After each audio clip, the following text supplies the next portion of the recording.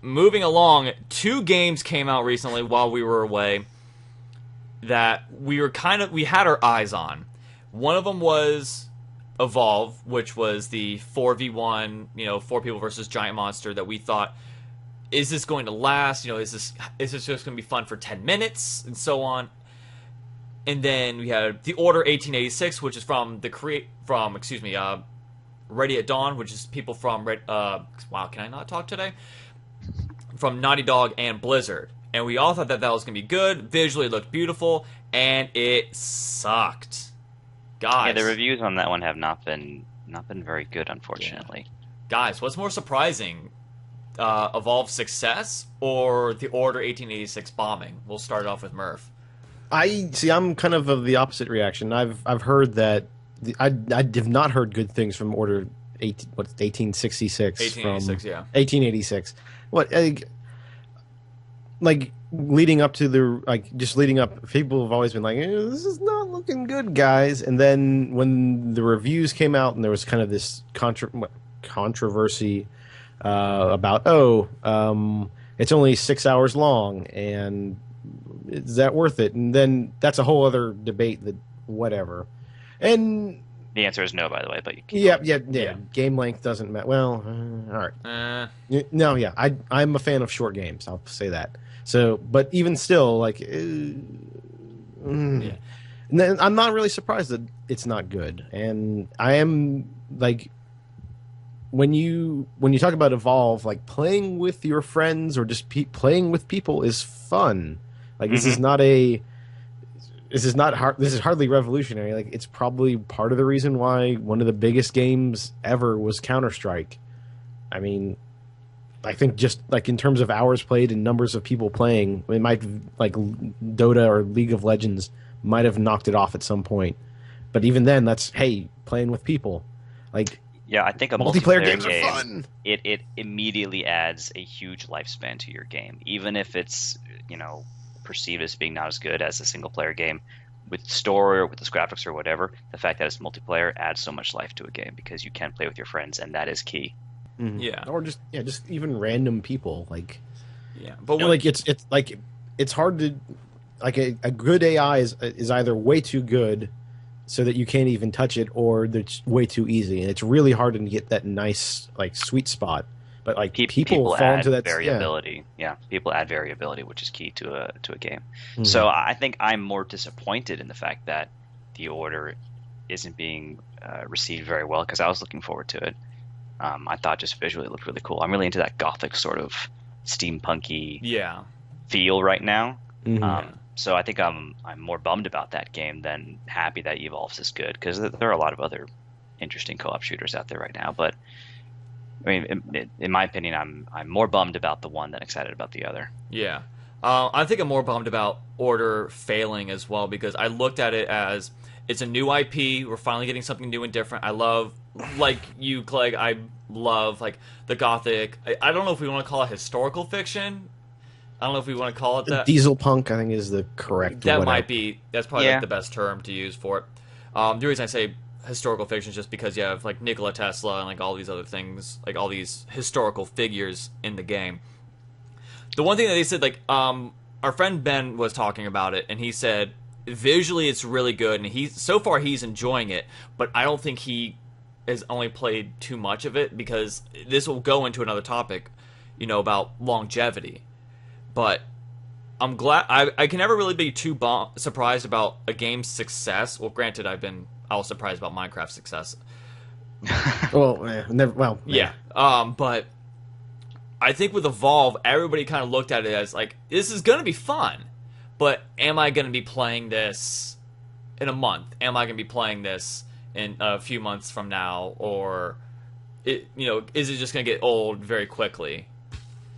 And I think like after I played it, like I played literally just against AI, and it was actually a lot of fun, and I enjoyed it, and I found myself wanting to play a little bit more and a little bit more, and it silenced my doubt a little bit.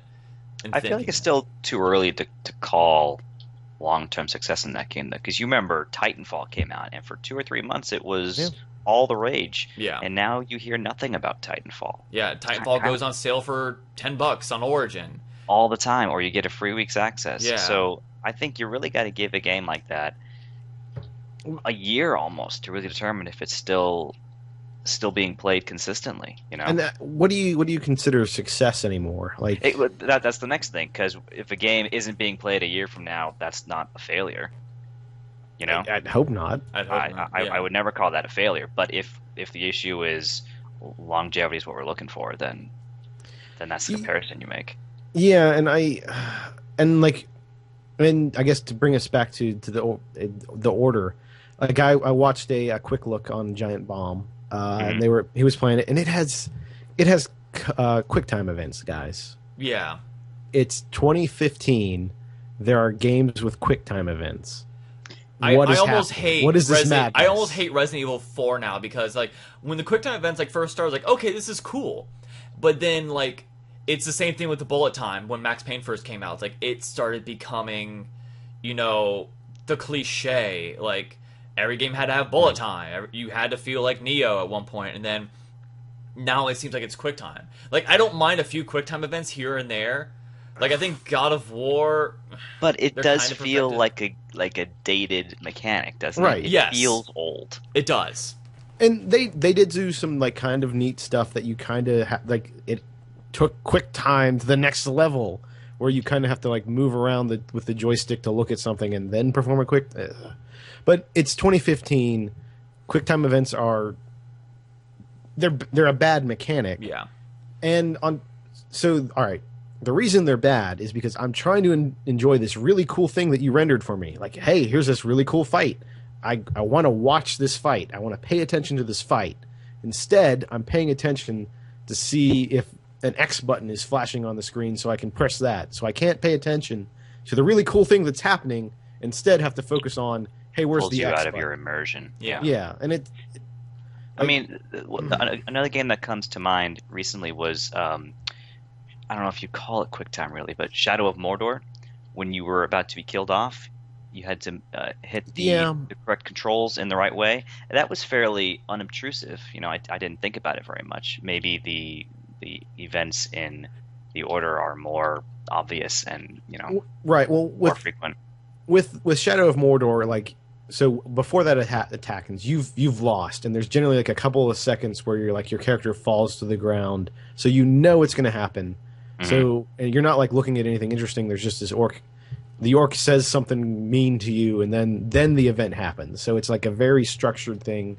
You don't have to like look out for it. I guess it's used to recover rather than to progress. Right? It's not used to. It's not exactly a punishment, but you don't see it all the time if you're doing well. Yeah. I suppose that's the difference. I don't mind like a little bit of QuickTime like events. I think the reason I say Resident Evil 4, like I keep thinking of it because it started the whole QuickTime event craze. I mean, correct me if I'm wrong, but I think Resident Evil 4 came out originally for what, PS GameCube 2? GameCube. It came out for the PlayStation 2 later, but it originally came out for the GameCube. It was supposed to be one of Capcom's exclusives for the GameCube, along with like Killer 7 and a bunch of others. But I'm thinking that, all right, go ahead, but I think the first QuickTime event was probably in the PlayStation era. I don't mind contributing to that awesome fight, but at the same time, it's like I don't want to be on my toes at all times. I want to enjoy certain cutscenes. It takes you out of the immersion of the cutscene. Exactly. Yeah. Mm-hmm.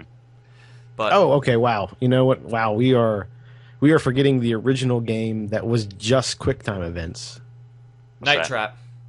Well, no, Dragon's Lair. Oh. You remember in the arcades where it's like the old Dragon's Lair cartoon, and it's just a bunch of like press the button here or he dies, and that's the entire thing. That's right. And then like games like Brain Dead 13 and a bunch of others. I think Space Ace might have been one of them.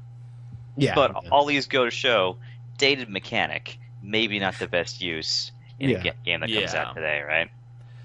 And I mean, it's just bad. Like I cannot. There's one of the things I cannot forgive in Destiny is that they have unskippable cutscenes.